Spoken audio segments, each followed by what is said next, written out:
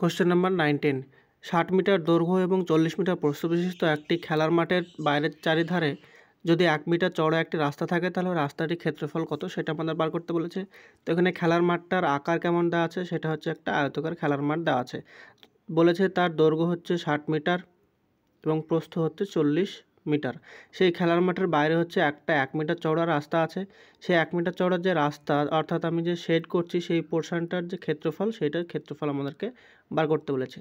তো আমাদের রাস্তা সহ, অর্থাৎ আয়তক্ষেত্র বা মাঠ এবং রাস্তা ধরে একসাথে আমাদের দৈর্ঘ্য কত হবে, তাহলে দৈর্ঘ্য হবে 40 মিটার। তো আগে থেকেই ছিল এবং 40 মিটার ছিল, আর রাস্তা অ্যাড করার ফলে আমাদের দুই দিকে 1 মিটার করে অ্যাড হয়েছে। তাহলে এখন প্রস্থ হয়ে যাবে আমাদের 40 + 2 মানে হচ্ছে 42 মিটার, এবং দৈর্ঘ্য হয়ে যাবে কত, দৈর্ঘ্য একই রকমভাবে উভয় দিকে 2 মিটার করে বাড়বে। তাহলে এখানে দৈর্ঘ্য হয়ে যাবে 62 মিটার। এবার বলেছে আমাদের রাস্তাটির ক্ষেত্রফল কত। রাস্তাটির ক্ষেত্রফল মানে আমরা রাস্তা সহ পুরো যে মাঠের ক্ষেত্রফল, সেটা থেকে যদি আমরা মাঠের ক্ষেত্রফলটা বাদ দিই, সেটা আমরা পেয়ে যাব রাস্তার ক্ষেত্রফল। তাহলে আমরা আয়তক্ষেত্রের যে রাস্তা সহ যে দৈর্ঘ্য এবং প্রস্থ, সেটা কত পেয়েছি, 62 আর 42। তাহলে 62 আর 42 যদি মাল্টিপ্লাই করি, তাহলে আমরা এটা কত পাবো, এটা পাবো আমরা রাস্তা সহ পুরো মাঠের ক্ষেত্রফল।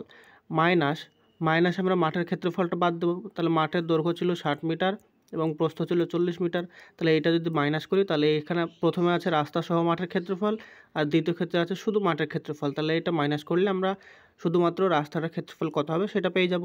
তাহলে এখানে দেখো 62 আর 42 যদি মাল্টিপ্লাই করি, তাহলে এটা আসে 2604, মাইনাস এটা আছে 4 6 24, তার মানে এটা আসে 2400। তারপরে এটা যদি মাইনাস করি, তাহলে এখানে আসে 204 মিটার স্কোয়ার বা স্কোয়ার মিটার, 204 স্কোয়ার মিটার। তাহলে এইটা হয়ে যাবে আমাদের আনসার, যেটা হচ্ছে অপশন নাম্বার সিতে দেওয়া আছে।